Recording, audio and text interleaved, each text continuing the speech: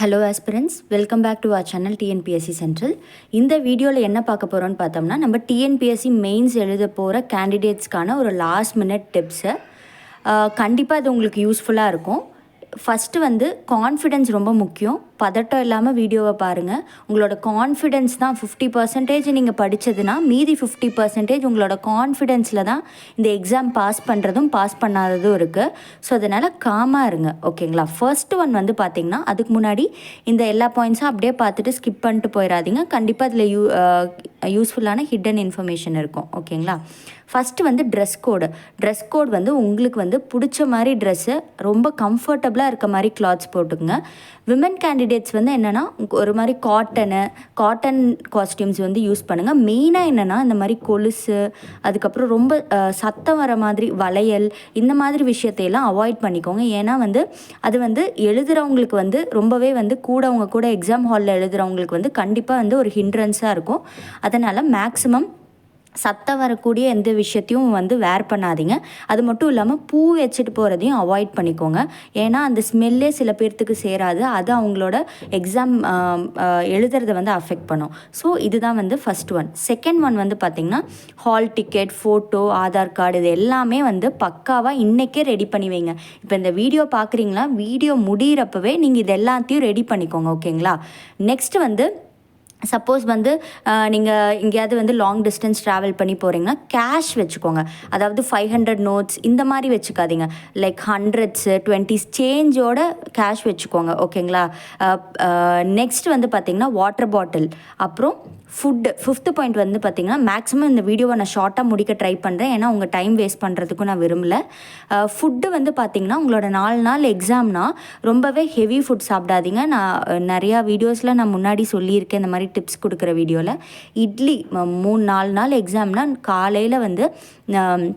காலையில் and night 2 டைமும் வந்து இட்லி சாப்பிடுங்க. மத்தியான டைம் வந்து லிமிட்டடாக வந்து லிமிட்டட் மீல்ஸ் எடுத்துக்கோங்க. அதுவுமே வந்து ரொம்ப சிம்பிளான மெனுவாக எடுத்துக்கோங்க. அதாவது கர்ட் ரைஸ், இந்த மாதிரி ரொம்பவே ஹெவியாக இல்லாத மாதிரி ஃபுட் ஐட்டம்ஸ் எடுத்துக்கோங்க.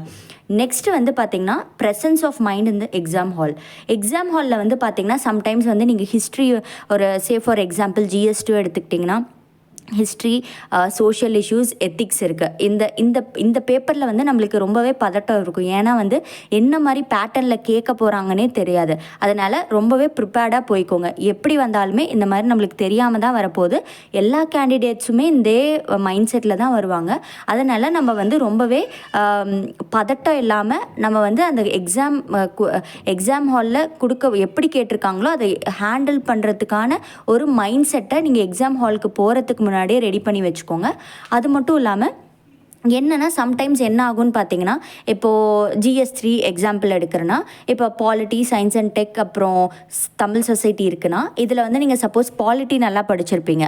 ஆனால் வந்து பார்த்திங்கன்னா, எக்ஸாம் ஹாலில் வந்து பார்த்திங்கன்னா கொஷின்ஸ் வந்து உங்களுக்கு சயின்ஸ் அண்ட் டெக்லேயும் தமிழ் சொசைட்டிலையும் எழுதுறதுக்கு ஈஸியாக இருக்கும். சில விஷயங்கள்லாம் படிக்கிறதுக்கு நம்ம நல்லா படிச்சிருப்போம். எழுதுகிறப்ப வந்து பார்த்திங்கன்னா வேறு சப்ஜெக்ட் நல்லா எழுதும், நம்ம நல்லா ப்ரிப்பேர் பண்ணாத சப்ஜெக்ட். ஸோ அதனால் ஸ்ட்ரெயிட்டாக வந்து நீங்கள் நல்லா படிச்சிருக்கேன், ஸோ அந்த சப்ஜெக்டை நான் ஃபஸ்ட்டு எழுதுகிறேன் அப்படின்னு எழுதி உங்களுக்கு வந்து தெரியாத கொஷின்ஸ்லாம் ரொம்ப வந்து பதட்டப்படாதீங்க. ஃபஸ்ட்டு உங்களுக்கு எந்த கொஷினை கான்ஃபிடென்ட்டாக அட்டன் பண்ண முடியுமோ அந்த ஆங்கிளில் கொஷின் பேப்பரை வந்து ப்ரெசன்ஸ் ஆஃப் மைண்டோட ஃபோக்கஸ் பண்ணி எழுதுங்க. நீங்கள் நல்லா படிச்சிருக்க சப்ஜெக்டை விட உங்களால் நல்லா எழுத முடியும்னு நீங்கள் நினைக்கிற சப்ஜெக்டை ஃபஸ்ட்டு சப்ஜெக்ட் ஒரு கொஷினை சூஸ் பண்ணி எழுதுங்க. அதிலே வந்து உங்களுக்கு ஒரு மாரல் பூஸ்டிங்காக இருக்கும். அதை வச்சு நீங்கள் எக்ஸாமை வந்து ஒரு நல்ல மார்க்ஸ் வாங்குகிற அளவுக்கு எழுதி முடிக்க முடியும். நெக்ஸ்ட்டு பென் வந்து ஒரு 2-3 ஆல்டர்னேட் பென்ஸ் வந்து எடுத்துக்கோங்க. 3 பென் வச்சுக்கோங்க. பிளாக் பெனில் தான் எழுதணும்.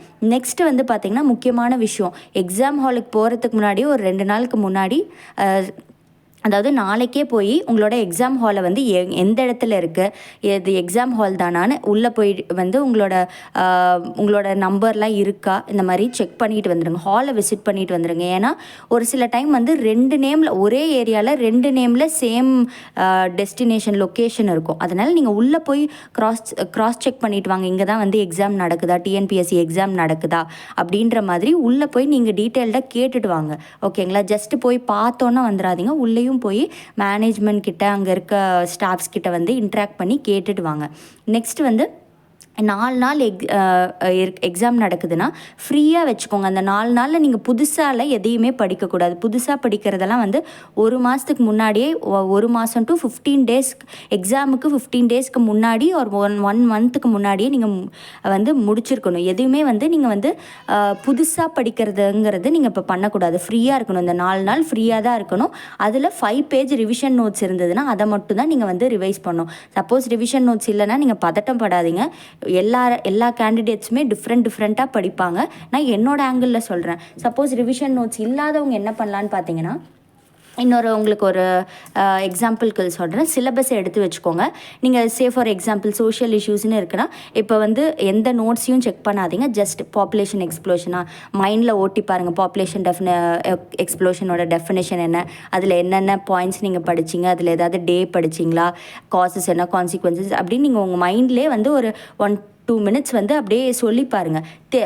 மறந்த பாயிண்ட்ஸை மட்டும் டக்குன்னு எடுத்து பார்த்துட்டு மறுபடியும் க்ளோஸ் பண்ணிடுங்க. இந்த மாதிரி ஒவ்வொரு டாப்பிக்குமே நீங்கள் பண்ணிங்கன்னா டக்குன்னு உங்களுக்கு வந்து படிச்சிருவீங்க. நீங்கள் நோட்டை பார்த்து ரிவிஷன் பண்ணுறதை விட நோட்டை பார்க்காம இந்த மாதிரி சிலபஸை வச்சு ஒரு 360 டிகிரியில் வந்து டக்குன்னு அதில் இருக்க பேசிக் பாயிண்ட்ஸை மட்டும் ரிவைஸ் பண்ணுற மாதிரி பார்த்துக்கோங்க. நோட்ஸை பார்க்காம இப்படியும் ரிவைஸ் பண்ணலாம். ஓகேங்களா? இந்த மாதிரி கூட நீங்கள் ரிவிஷன் நோட்ஸ் இல்லைன்னா இந்த மாதிரி ஒரு சப்ஜெக்ட்டுக்கு வந்து ஒரு 1/2 hour கொடுத்து உங்களுக்கு 1/2 hour தான் டைம் இருக்குன்னா எப்படி படிப்பீங்களோ அந்த ஆங்கிளில் ஒவ்வொரு பாயிண்ட்டுக்கும் இதுக்கு மார்ட்டாலிட்டினா வந்து அதுக்கு டெஃபினேஷன் என்னென்ன ஃபார்முலா படிச்சிங்க அப்படின்ட்டு வந்து டக்குன்னு அப்படியே மைண்டில் வந்து ஓட்டி விட்டுக்கிட்டே வாங்க. அதிலே வந்து உங்களுக்கு இந்த சிலபஸ் வந்து உங்களுக்கு கான்ஃபிடென்ஸ் வரும். ஓகே, நம்ம படித்தது ஞாபகம் இருக்குது அப்படின்னு சொல்லிட்டு. ஓகேங்களா? நெக்ஸ்ட்டு முக்கியமான விஷயம் செல்ஃப் கான்ஃபிடென்ஸ். உங்களுக்கே வந்து உங்கள் மேலே ரொம்ப நம்பிக்கை இருக்கணும். அதுதான் முக்கியமான விஷயம். ஓகேங்களா? எல்லா கேண்டிடேட்ஸ்க்குமே நம்ம இன்னொரு கேண்டிடேட் அவங்க நோட்ஸ் வச்சு படிக்கிறத பார்த்து நம்மளுக்கு பயம் வரும் தான். அவங்களுக்கும் அந்த நோட்ஸ் வச்சு படிக்கிற கேண்டிடேட்டுக்குமே வந்து இன்னொரு கேண்டிடேட்டை பார்த்து பயம் வரும். உங்களுக்கு பயமே வரக்கூடாதுயா. எல்லாருமே வந்து ஒரு பதட்டமான சூழ்நிலையில் தான் இருக்காங்க. நீங்கள் எப்படி இருக்கீங்களோ அதே மாதிரி தான் எல்லா கேண்டிடேட்ஸுமே இருப்பாங்க. அதனால் நீங்கள் உங்கள் பயத்தை வந்து உங்களோட செல்ஃப் கான்ஃபிடென்ஸால் நீங்கள் வந்து அந்த பயத்தை வந்து நீங்கள் போக்கணும். ஓகேங்களா? Next sleep. இந்த 4 நாள் எக்ஸாம்லேயுமே எக்ஸாம் எழுதுறீங்கன்னா நீங்கள் ஒரு 7:30 8:30 மேக்ஸிமம் படுத்துருங்க. கண்டிப்பாக ஸ்லீப் முக்கியம். அந்த 4 டேஸுமே நைட்டு ஸ்ட்ரெச் பண்ணி படிக்கிறலாம் படிக்காதீங்க. ஓகேங்களா? அப்புறம் பாசிட்டிவான ஆட்டிடியூட். என்னால் முடியும், எனக்கு வந்து மெயின்ஸுங்கிற ஒரு ஆப்பர்ச்சுனிட்டி கிடச்சிருக்கு. ஸோ அந்த ஆப்பர்ச்சுனிட்டி என்னால் முடிஞ்ச வரைக்கும் ஒரு பாசிட்டிவாக நான் அப்ளை பண்ணுவேன். கிடைக்குதோ கிடைக்கலையோ அது விஷயம் கிடையாது. உங்களுக்கு ஆப்பர்ச்சுனிட்டி கிடச்சிருக்கிறதே வந்து அது ஒரு பிளெஸ்ஸிங்காக ஃபீல் பண்ணி எக்ஸாமை வந்து அட்டன் பண்ணுங்கள். இதுதான் வந்து நான் லாஸ்ட் மினிட் டிப்ஸாக உங்களுக்கு சொல்ல விரும்புகிறது. நீங்கள் வந்து வேறு ஏதாவது எக்ஸ்ட்ரா விட்டுருந்தாலுமே நீங்கள் வந்து கமெண்ட் செக்ஷனில் கமெண்ட் பண்ணுங்கள். அதனால் மற்ற கேண்டிடேட்ஸ்க்குமே மெயின்ஸ் எழுதுகிற கேண்டிடேட்ஸ்க்கு யூஸ்ஃபுல்லாக இருக்கும். All the best. கண்டிப்பாக நீங்கள் வந்து சக்ஸஸோடு தான் வருவீங்க. All the best. நெக்ஸ்ட் வீடியோவில் பார்க்கலாம். தேங்க்யூ. நம்ம சேனல் பிடிச்சிருந்தா லைக் பண்ணுங்கள், ஷேர் பண்ணுங்கள், சப்ஸ்கிரைப் பண்ணுங்கள். தேங்க்யூ.